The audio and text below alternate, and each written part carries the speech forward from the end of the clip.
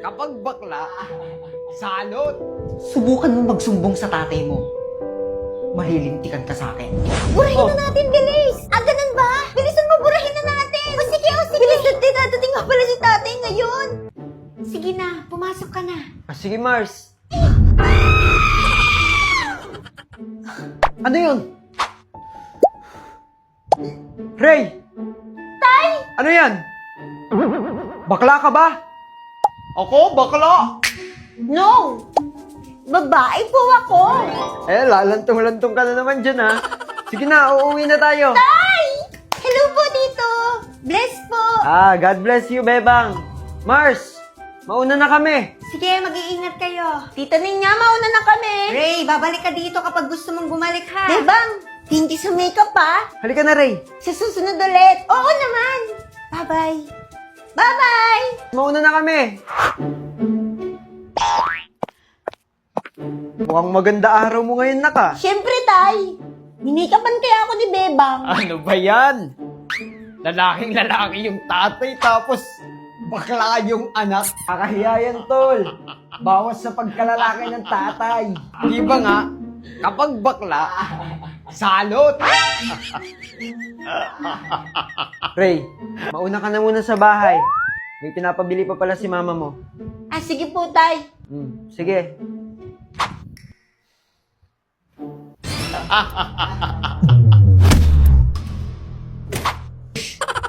Biro-biro lang yun, tol. Huwag naman masyadong mainit yung ulo mo. Ganyang muka, di iinit yung ulo mo. Tama na yun, tol. Shot ka muna. Shot mo, mukha mo. Huwag niyong iniinsulto yung anak ko, ah. Yung anak kong tinatawag yung bakla, may pangarap yun. Hindi katulad yung mga walang ambag, mga pabigat sa pamilya. Wala na nga kayong trabaho, puro alak pa yung inaatupag nyo araw-araw. Sino ngayon ang salot? Ha? Mayos kayo, ha?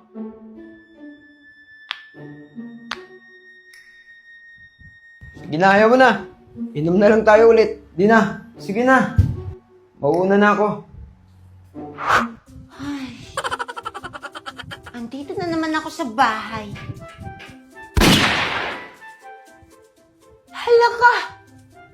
Naka-makeup pa pala ako. Hindi ito pwede makita ni nanay.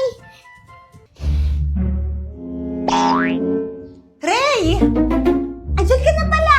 Ay hindi, wala pa. Piloso po. Teka. Naka-makeup ka? Huwag kang maingay. Maririnig ni nanay. Saan galing yan? Akin na lang. Sa akin na lang yan. Ipang-babae lang naman yung makeup, di ba? Bakit? Babae ka ba? Anong pang-babae lang? Binigay sa akin to ng friend ko, no? Sige. Susumbong kita kay nanay. Wow! Nasaan yung pera?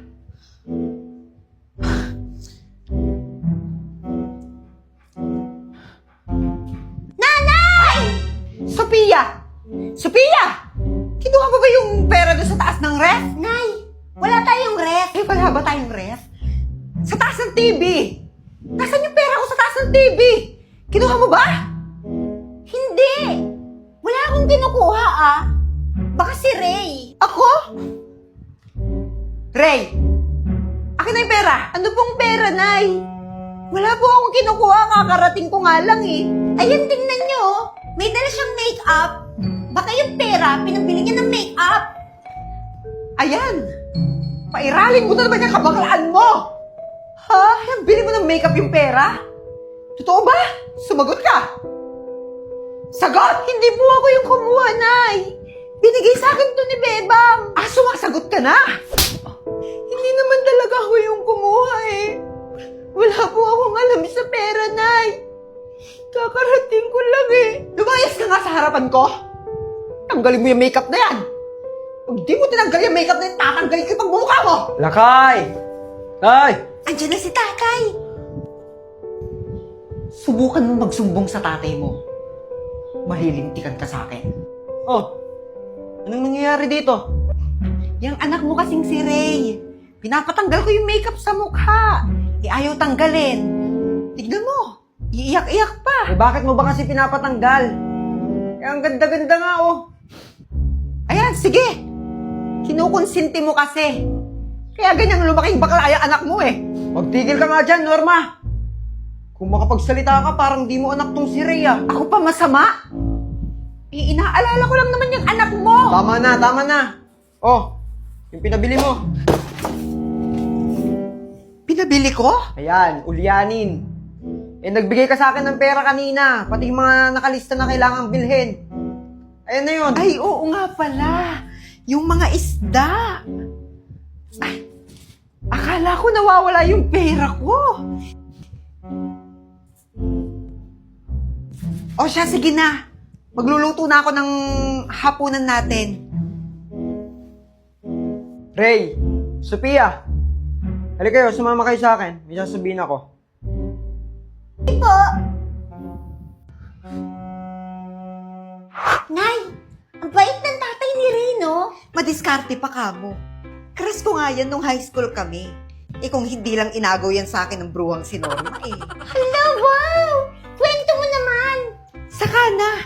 OA ka dyan. Basta mabait talaga yon si Reynald. Yun nga eh. Nakakaingit. Sana all may tatay. Kaso, iiwan niya rin si Ray niyan. Bakit? Humiram ng pera sa akin kahapon. Ang sabi, gagamitin raw para makaluwas sa bansa. Mag-a-abroad! OA! Akala mo naman anak ka. Eh, paano si Ray? Yun na nga. Kaya ikaw bantayan mo mabuti si Ray ha. Totoo ba talaga? Majulit-julit? Oo nga. Sige na. Dumuon ka muna. Kunin mo yung Tupperware kina Apo Esther.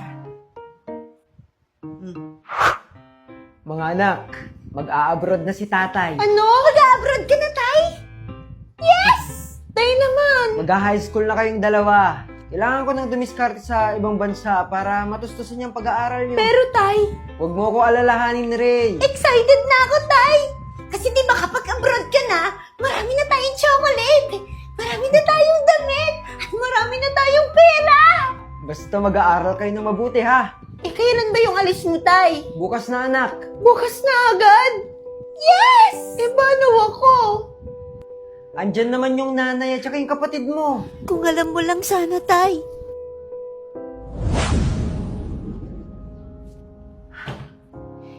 Mal, mauuna na ako.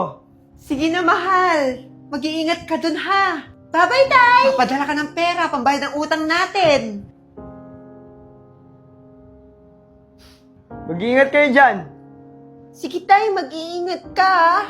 Padala ka agad ng chocolate ah. Mauna na ako. Sige na. Huwag mong kakalimutan yung mga damit ko.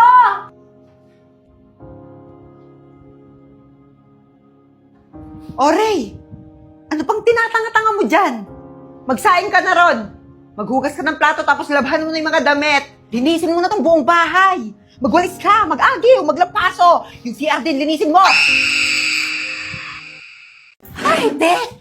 Ang init sa labas! Ba't ba nandito ka na naman? Eh, makikikapi nga sana ako. Tanghaling tapat!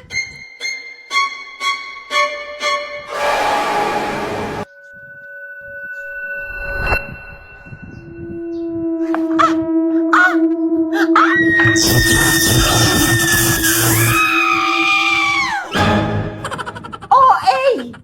Anong sinisigaw mo dyan? Ewan ko, te. Nadadala na yata ako sa mga eksena sa Final Destination. Ayan, sige. Kapi pa. Alam mo ba, te, yung tickets for Final Destination Bloodlines now on sale! Gusto mo ba? Oo, te, alam ko. Help mo muna kaya ako dito.